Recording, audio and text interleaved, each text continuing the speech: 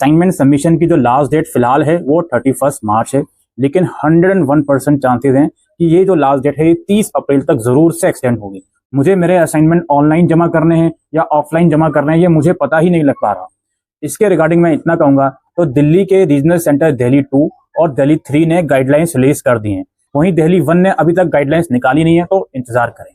तो आपके assignment online जमा होंगे या ऑफलाइन जमा होंगे ये डिपेंड करता है कि आपका रीजनल सेंटर क्या गाइडलाइंस पब्लिश कर रहा है। तो आप उसकी वेबसाइट चेक करते रहे। जहां तक उन रीजनल सेंटर्स की बात है जिन्होंने आज की डेट तक भी गाइडलाइंस पब्लिश करी नहीं है, अगर आप दिल्ली के स्टूडेंट हो तो थोड़ा सा इंतजार करो। बाकी आप दिल्ली के बाहर के किसी रीजनल सेंटर के स्टूडेंट हो तो जनरली वो लोग गाइडलाइंस निकालते नहीं है, आपको जनरली ऑफलाइन मोड में ही असाइनमेंट सबमिट करने होंगे। आप लोग एक बार अपने स्टडी सेंटर से जरूर से बात करें। जो ऐसे स्टूडेंट हैं जिनके असाइनमेंट ऑनलाइन जमा हो रहे हैं गूगल फॉर्म के थ्रू, तो ऑनलाइन जमा करने से पहले कुछ बातों का आपको ध्यान रखना है कि आपकी पीडीएफ आपको बनाने आनी चाहिए। पीडीएफ ब्लर ना हो, सबसे पहली बात। तो पीडीएफ का जो रिक्वायर्ड साइज जो आपका गूगल फॉर्म आस्क कर रहा है जनरली 10 MB का होता है, वो पीडीएफ उस रिक्वायर्ड साइज के अंदर अंदर होनी चाहिए।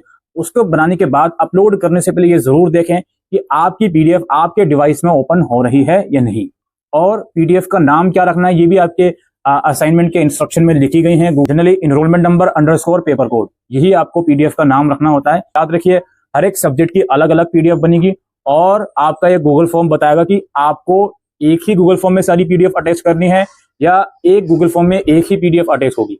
अगर एक फॉर्म में एक ही पीडीएफ अटैच होगी तो जितनी भी आपके असाइनमेंट आपको जमा करने हैं सबके लिए अलग अलग गूगल फॉर्म आपको भर के असाइनमेंट जमा करने होंगे। असाइनमेंट जमा करने के बाद एक ऑटो जनरेटेड रिस्पॉन्स आपके पास आता है, वही आपका प्रूफ होता है कि हाँ जी आपके असाइनमेंट जमा हो गए हैं।